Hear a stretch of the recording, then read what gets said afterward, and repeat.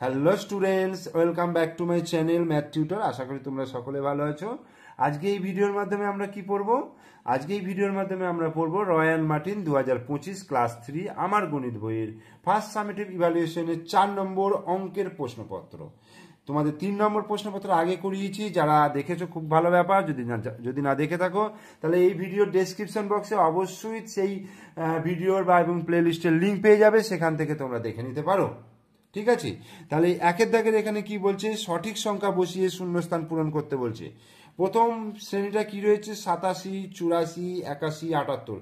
অর্থাৎ কত কত কমছে দেখো। 87 থেকে 3 বিয়োগ করে 84, 84 থেকে 3 বিয়োগ করে 81, 81 থেকে 3 বিয়োগ করে 78, 78 থেকে 3 বিয়োগ করলে কত হবে? 75।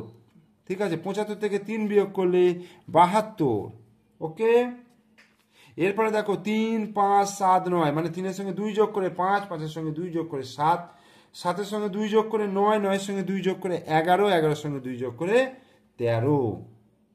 2 এর দাগে সঠিক চিহ্ন বসাও। 235, 453, কোনটা বড়? 453, তাহলে এরকম চিহ্ন হবে, অর্থাৎ লেস দেন চিহ্ন। তারপর একটা দেখো 896 রয়েছে, 346, তাহলে 896 বড়, তাহলে এই চিহ্ন হয়ে গেল। অর্থাৎ যে দিকটা ছোঁচালো থাকবে সেদিকটা হচ্ছে ছোট, যে দিকটা ফাড়ালো থাকবে সেদিকটা হচ্ছে বড়, অর্থাৎ হাঁ করে থাকবে। এবার প্রকৃত মান ও স্থানীয় মান নির্ণয় করতে বলছে। 874 শতকের ঘরে স্থানীয় মান, একক দশক শত 8 হচ্ছে শতকের ঘর, সেই শতকের ঘরে স্থানীয় মান হয়ে যাবে 800। আর দশকের ঘরের প্রকৃত মান, দশক কোনটা আছে? একক দশক 7, তাহলে প্রকৃত মান 7ই হয়ে যাবে। এরপরে 4 দাগের ফাঁকা ঘরে ঠিক মতো সংখ্যা লিখে সমস্যা তৈরি করতে বলছে। দেখো 12কে মানে কতকে কত দিয়ে ভাগ করলে 12 আসবে? ধরো আমি 24 লিখলাম, 24কে যদি 2 দিয়ে ভাগ করি, 24কে 2 দিয়ে ভাগ করলে 12 হয়ে যাবে। অথবা 4কে যদি 3 দিয়ে গুণ করি তাহলে 4 3 12 হয়ে গেল। এখানেও দেখো 8 কত আসবে? 5 আর 3 যোগ করলে 8 এসে যাবে। আবার 4কে 2 দিয়ে গুণ করলে 8 চলে আসবে।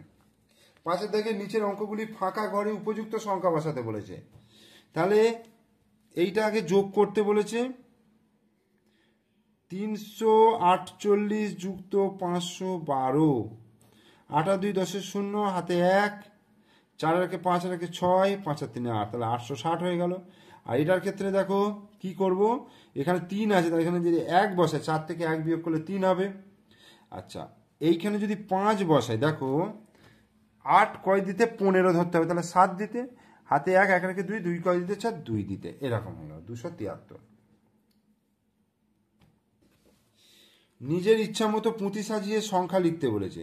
ধরো আমি এখানে 1, 2, 3টে পুঁথি লিখলাম, এখানে 1, 2, 3, 4, 5টা লিখলাম, এখানে একটা লিখলাম, তাহলে কত হবে? 3, 5, 1, 351। ভাগফল ও ভাগশেষ নির্ণয় করতে বলেছে।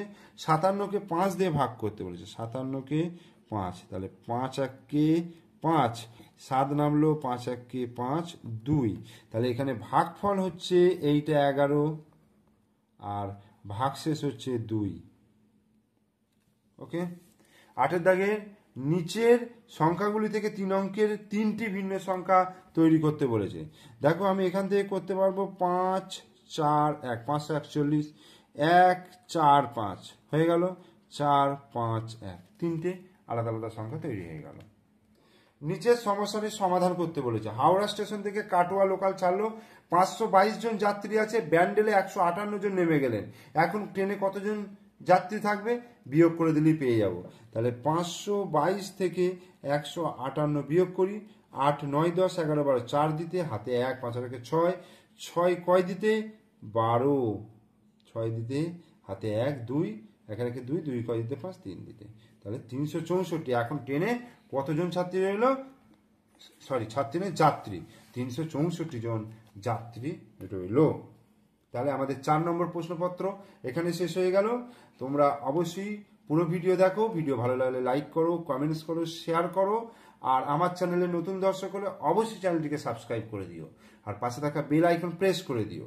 আর এর আগের ভিডিওগুলো যদি তোমরা দেখতে চাও, অবশ্যই এই ভিডিও ডেসক্রিপশন বক্সে প্লে লিস্টের লিঙ্ক পেয়ে যাবে, সেখান থেকে তোমরা তোমাদের পছন্দের মতো ভিডিও দেখে নিতে পারো। ওকে, থ্যাংক ইউ।